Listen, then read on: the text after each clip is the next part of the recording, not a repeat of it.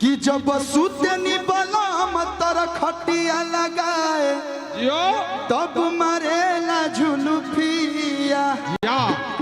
अरे हवा साए साए रे बलम के झुलुफिया। लेकिन एगो गाना हमार नया नया आइल बा कि तू तो काटेलू किचन में भिंडिए जान,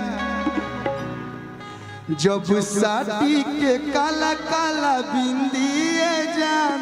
जियो शेर जियो मन तहरा पर जवा के गिल भइल बा, बोल कोटा से काका है किंदिए जान।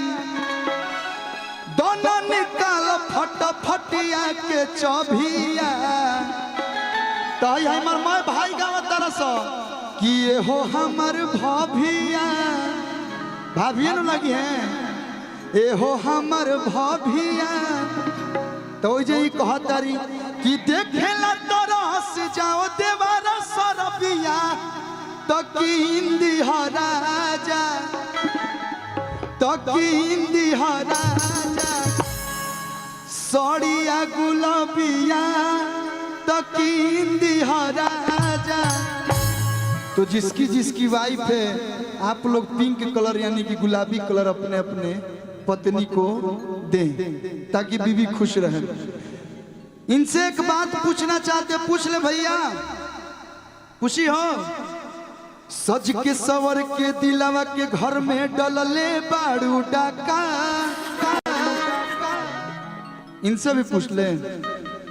बानी कन्फ्यूज तो नहीं कर कन्फर्म, बात कहा तू पक्का।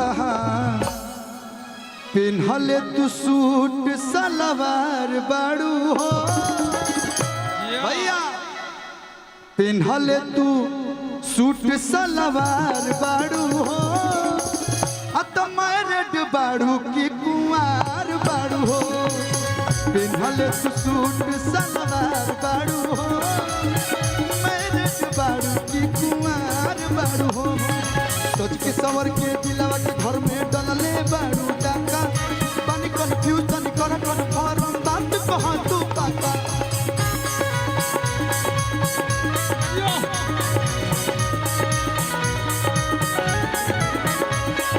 सोच के सवर के दिलवा के घर में डलले बाड़ू डाका।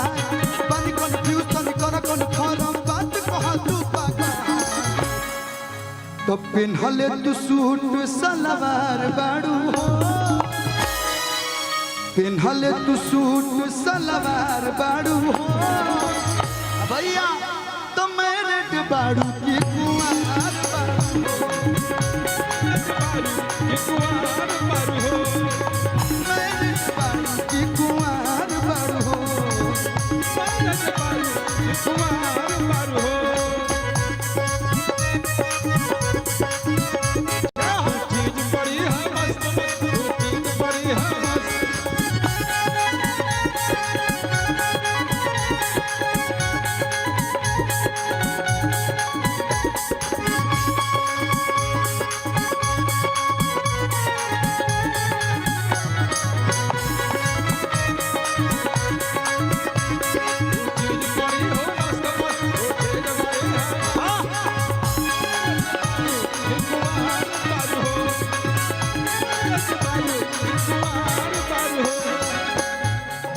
हेलो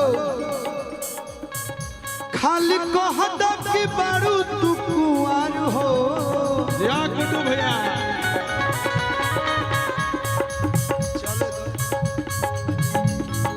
खाली कहत कि बाड़ू तू कुंवार हो।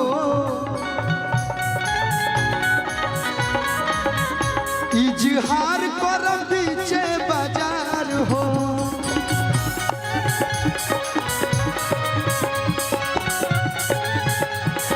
भैया। काहे से कि छुरी न तू तो तलवार बाड़ू हो। छुरी नहीं कू, छुरी न तू तो तलवार बाड़ू